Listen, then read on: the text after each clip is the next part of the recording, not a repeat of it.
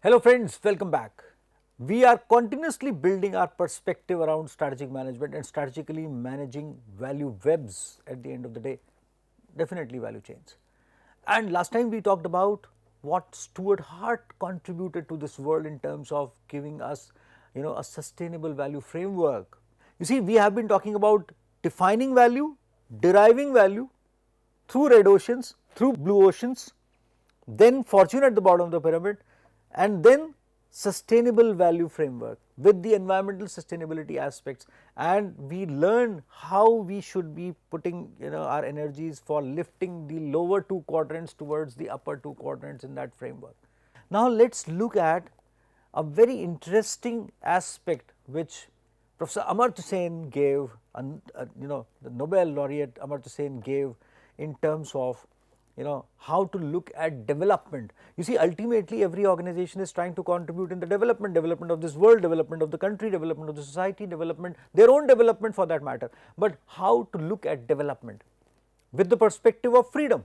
And here you would realize that ultimately this kind of a thought process can also be very supportive when we are making strategic choices, when we are thinking in terms of reaching to the vision through a long term strategic perspective, that side, and then coming this side in terms of making strategic choices, in terms of strategic steps which you would be taking, focusing on the goals, objectives, and subsequently mission, business vision, and then vision.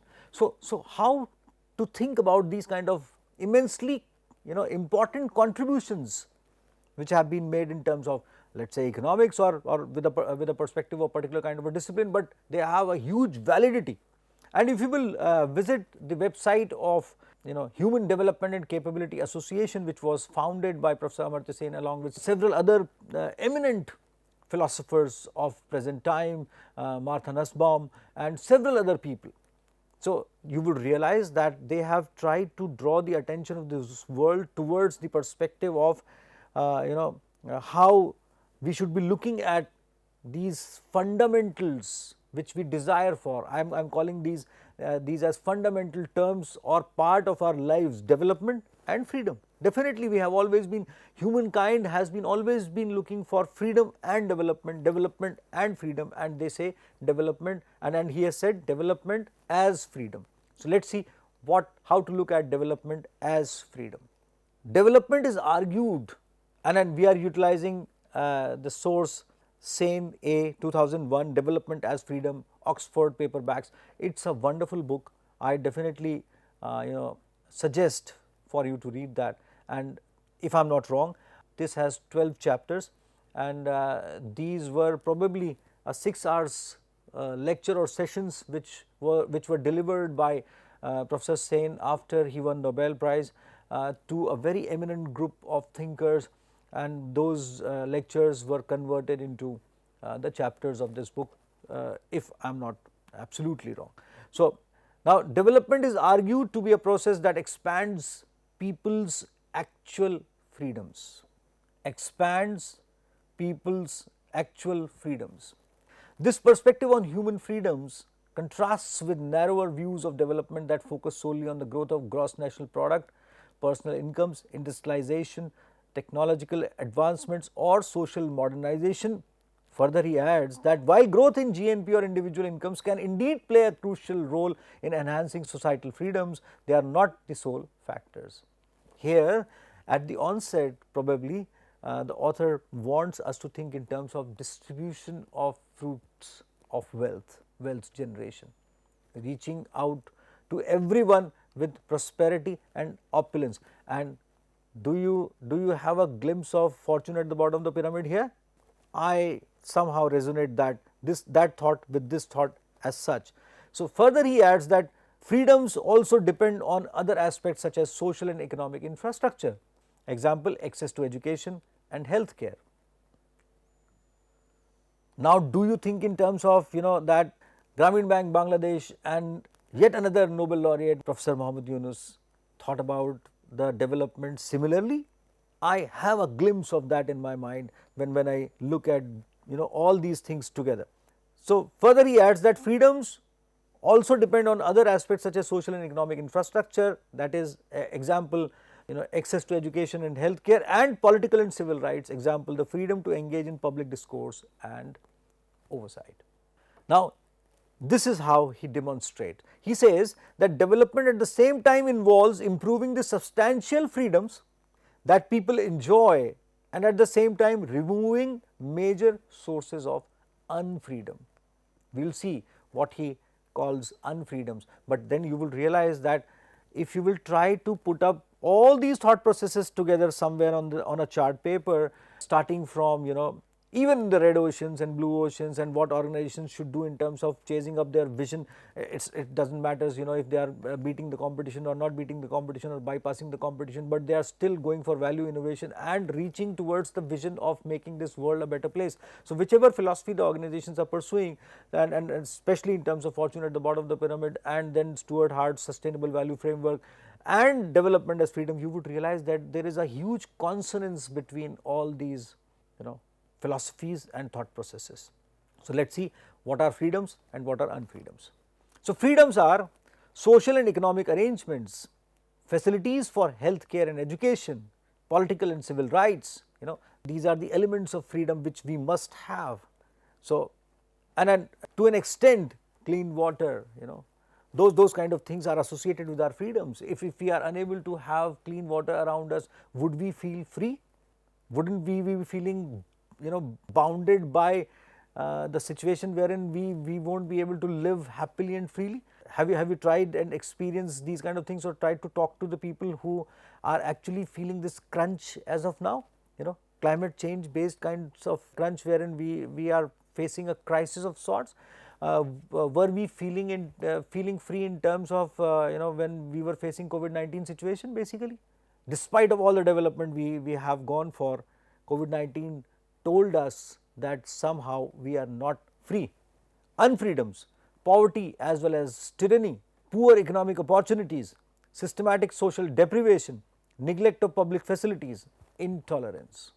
We keep on talking about wars, we keep on talking about people trying to encroach on each other's land and so on. So, is it related to freedoms? So, that is where we start thinking in terms of universal policies applicable for the development of all, and that is where freedoms and unfreedoms, they come into contrast with each other. Just to reiterate, the author wants us to think that development at the same time involves improving the substantial freedoms. So, we have to improve on these accounts and that people enjoy, and at the same time removing major sources of unfreedom. So, we have to remove these sources of unfreedoms, and unfreedoms are poverty as well as tyranny. So, we have to remove these sources of poverty, and that is where fortune at the bottom of the pyramid also thinks in terms of eradication of poverty and including people as customers. So, there is a strong consonance between whatever we are trying to think from all the perspectives, and business and strategy has to play an immense role when we are thinking about these kind of things. Ultimately, all the organizations, they are supposed to contribute in the development of the world,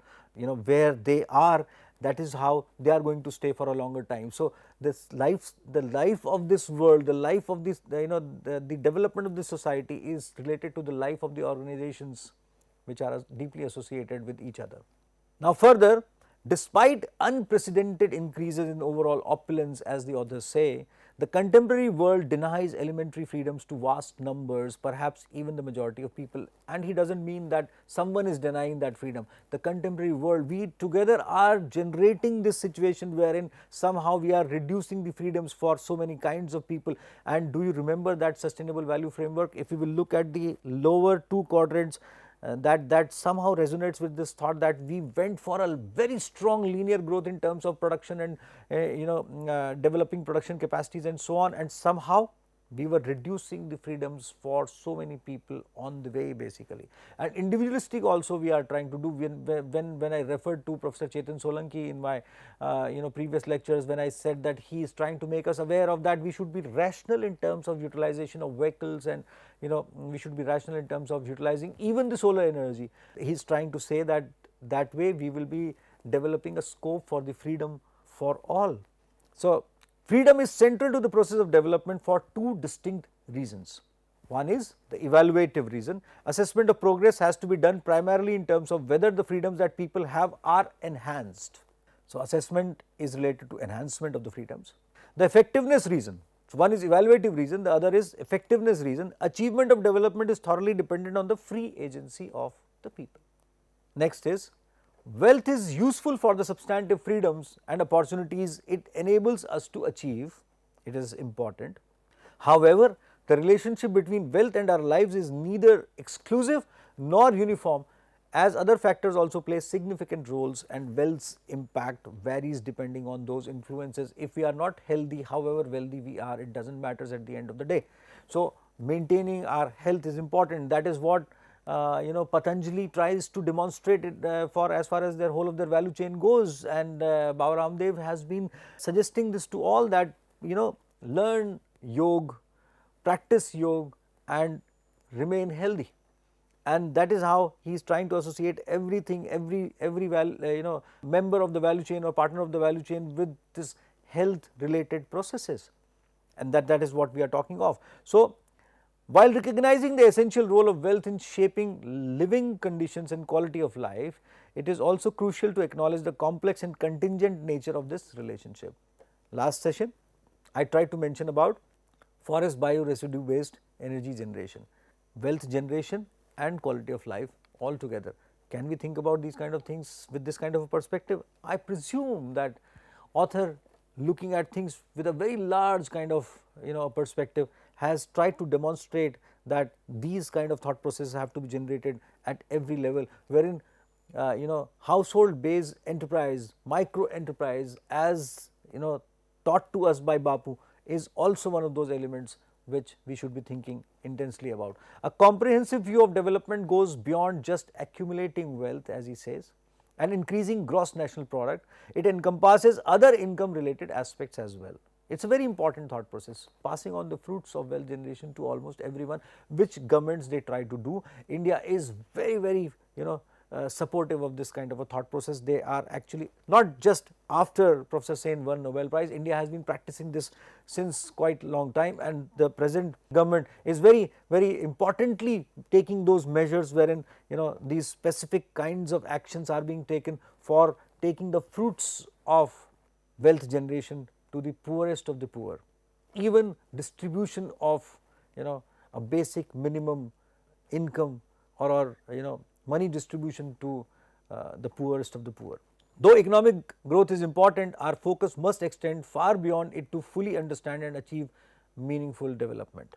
It should be clear from the preceding discussion that the view of freedom that is being taken here involves both the processes that allow freedom of actions and decisions. And here the convergence of thoughts come in, and here the role of businesses also come in, and the actual opportunities so that allow processes that allow freedom of actions and decisions, and the actual opportunities that people have. We have to raise the level of actual opportunities that people may have given their personal and social circumstances. Unfreedom can arise either through inadequate processes such as the violation of voting privileges or other political or civil rights, or through inadequate opportunities that some people have for achieving what they minimally would like to achieve. Fortunately, India is a very strong democracy, and we have created a structure wherein this way we do not have these kind of unfreedoms in our country. So, minimally would like to achieve, including the absence of such elementary opportunities as the capability to escape premature mortality and preventable morbidity and involuntary starvation. Preventable morbidity we have done so much and so strongly, or involuntary starvation we have left it far behind. And during COVID-19 it should be commended, and I have done that many times in my previous lectures and previous subjects, especially in innovation in marketing and marketing of innovation, and product and brand management also, or integrated marketing communication also I have mentioned about that, but especially in innovation in marketing and marketing of innovation, wherein I suggested that India faced COVID-19 well because our government, our structure had immense supplies of food for everyone. They made sure that no one should sleep hungry. However, hardships we had to face, and then on vaccination front we did the best job in the world, most commendable job in the world, wherein we provided vaccination to almost everyone, and that too in a very short span of time at a very low cost, and largely it was free for everyone to a certain extent, wherein everyone got immunized, and after that some very minor, but I should say it was largely free. And then civil societies and so many volunteers, they came up and supported people with almost everything, and we faced it together, we faced it very well. So that is where we have crossed this kind of situation. We do not have these kind of unfreedoms. It's a great feeling when I say that we do not have these kind of unfreedoms at all. So but then how our organizations and businesses should be looking at this kind of a situation? There are two general attitudes to the process of development that can be found both in professional economic analysis and in public discussions and debates. One view sees development as a fierce process with much blood, sweat and tears, a world in which wisdom demands toughness. This approach stresses the need for strict discipline and resistance to what it sees as temptations such as social safety nets, public services, responses to hardships and early adoption of political civil rights or democracy. Advocates of this austere view argue that these things can be supported later after development yields sufficient results. The hard knock attitude contrasts with a more positive outlook on development, which views it as a friendly process. The perspective highlights mutually beneficial exchanges, and author has quoted Adam Smith. So, as Adam Smith described the role of social safety nets, political liberties, social development as supportive factors in development, and here also India is trying to do a great bit when we are going for cyber laws, where we are going for internet based kind of acts and laws, social media based kinds of acts and laws. We are graduating to a situation where we are looking at things with a very open mind and simultaneously making it more relevant for the population of India, the people of India, citizens of India. Depending on the version, the emphasis may vary among these elements or include a combination of them. The second approach is the one Amartya Sen focuses more on his works. In this approach, expansion of freedom is viewed as both the primary end and the principal means of development. So, primary end and means of development. So, ends and means of development. So, this is where freedom should be the end and the means of development. The constitutive and instrumental roles of freedom. And now here comes a glimpse wherein you would realize that businesses, if they start thinking in terms of development as freedom, this approach would take businesses for including the sustainable value framework, fortune at the bottom of the pyramid, blue ocean perspective, value innovation, everything all together.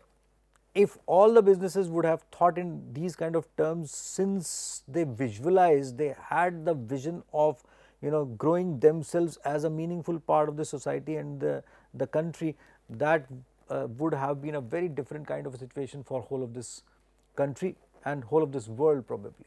Many organizations, they did that. We have been talking about such kind of organizations. We have been talking about service oriented organizations. We have been talking about Narayan Hridayalaya, Arvind Eye Care. We have been talking about many banking organizations, financial systems. We have been talking about Tatas. We have been talking about several kinds of organizations, and there are hundreds of such organizations who were looking at things from that side and bringing those things with an inclusive perspective. Probably they were thinking in terms of freedoms as the ends and means for development. So, here comes the constitutive role of freedom in development emphasizes the intrinsic value of substantive freedoms in enhancing human life. Substantive freedoms in enhancing human life. Substantive freedoms include basic capabilities, and we have talked about the word capabilities. Here it has a different connotation, slightly incremental connotation, but capabilities are capabilities. So, substantive freedoms include basic capabilities such as avoiding starvation, undernourishment, preventable illnesses and premature death, as well as freedoms related to literacy, numeracy, political participation and freedom of speech. If somehow we include everyone in terms of livelihood generation process or livelihood process, and we try to eradicate poverty, probably we are talking of substantive freedoms, and developing capabilities, and we may avoid starvation also, which India does not have as a question now. Undernourishment, India has passed that kind of a situation, and we are leaving that very behind, far behind. Preventable illness, we are strongly fighting with. So, but if somehow we go for organizational role and development in those kind of process, including everything in the process, if we reduce fossil based, fuel based kind of energy generation, we reduce pollution, rationalize the usage of transportation, we go for clean transportation, we go for clean production, we go for recyclability in wherever it is required, whole of this thing would make sense in terms of increasing the levels of substantive freedoms. From this perspective, development involves expanding these fundamental freedoms, thereby enriching human life and informing assessments of development. In essence, development is viewed as a process of broadening human freedoms. Organizations should map themselves with this kind of a perspective, may do that. The instrumental role of freedom in development emphasizes how various freedoms and rights effectively contribute to economic progress. It focuses on how different rights, opportunities and entitlements promote the expansion of human freedom and development. This includes the direct relationship between each type of freedom and development, as well as the interconnections between different freedoms which mutually reinforce one another to drive development. We will see how. So, this is where instrumental freedoms, they are associated with each other also and with the perspective of instrumental freedom. So, protective security, political freedom, economic facilities, social opportunities, transparency, guarantees. It is interesting, let us see what the author has suggested. Political freedoms, including what are called civil rights, encompass people's opportunities to choose their leaders and determine governance principles. If you have democratic principles in the country, which India has deep rooted, we have been gifted by our constitution with deep rooted democratic principles. Similar kinds of deep rooted democratic principles, they traverse into the organizations as well, and if you will realize that we have labor laws, corporate laws, which are the reflection of our democratic principles all through, and that is where many organizations, they have converted their workforce as into their stakeholders and partners as such, and Tata Steels was one of the premier most organizations which has done that. So, and it is a long term strategy today. Tata Steels is definitely nurturing even after they started their business in 1911, I think. So, it's a long way which they have gone for. So, they include the ability to critique and question authorities, freedom of political expression, an uncensored press and right to choose among different political parties. India has achieved all of this. These freedoms are characteristic of democracies, providing political dialogue, dissent, critique, voting rights and participatory selection of lawmakers and executives, and that is our organizations, this public limited companies or limited organizations, large organizations, corporations, they have the reflection of as far as political freedoms go. Economic facilities. Now, this is very important and this makes a lot of business sense. Economic facilities refers to individuals' opportunities to use economic resources for consumption, production or exchange. Mark these words, to use economic resources for consumption, production or exchange. A person's economic entitlements depend on the resources they own or can access, as well as market conditions like prices and market operations. Economic development increases a country's income and wealth, enhancing the economic entitlements of its population. Prosperity and opulence. Prosperity and opulence is actually a strategy in itself. If you start looking at that with that kind of a perspective, you would realize that has a very strong strategic orientation. However, the distribution of additional income is important as it affects individuals' economic opportunities and entitlements. Then there are social opportunities. Involve the societal provisions for education, healthcare, other services that enhance individual substantive freedoms and quality of life. CSR now is getting integrated into the businesses, and that is what the author also suggests for us to think. These opportunities are crucial for leading healthy lives and avoiding preventable illness and early death. For instance, illiteracy can impede participation in economic tasks requiring precision or quality control, while lack of reading skills can hinder political engagement and communication with other involvement in political activities. Today, we are dreaming for MSME sector to grow on the basis of the fact that we have actually achieved a mark wherein many Indians, they are many, or should I say large part of our population is skilled. We have achieved a good high literacy rate, and if you go by state wise, then several states they have reached to the levels of being highly literate, and that is why we are dreaming of for this kind of a thing in terms of social opportunities, which is demonstrated by the author as well. Transparency guarantees involves openness and clarity in social interactions, allowing individuals to operate on the basis of trust. We have been talking about transparency and reporting patterns and those kind of things in accounting procedures all through. So, this has a reflection there as well. These guarantees ensure people can deal with one another under conditions of disclosure and understanding. They can deal with one another under conditions of disclosure and understanding. When trust is violated due to the lack of openness, many lives, both directly and indirectly, can be negatively impacted.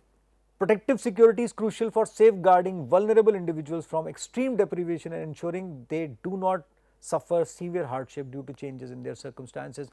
Gender equality, girl-child development, girl education, acts against domestic violence, and several other important acts which India has gone for would be reflected in times to come in organizational development as such, and wherein participation of all the people in the development of organizations and industries would come up in due course of time, and that is where prosperity, opulence, equality, all these things they come together when we talk of development as freedom. And if organizations they adapt this kind of a model, then definitely it's an important element. There is interconnection and complementarity between these elements. So these instrumental freedoms directly enhance the capabilities of people, but they also supplement one another and can furthermore reinforce one another. These interlinkages are particularly important to seize in considering development policies. Economic growth is recognized as a major driver of private income increases and economic transactions. However, its broader connections are often underappreciated, need to be better integrated into policy analysis. Economic growth not only raises private incomes, but also allows the state to finance social insurance and active public intervention.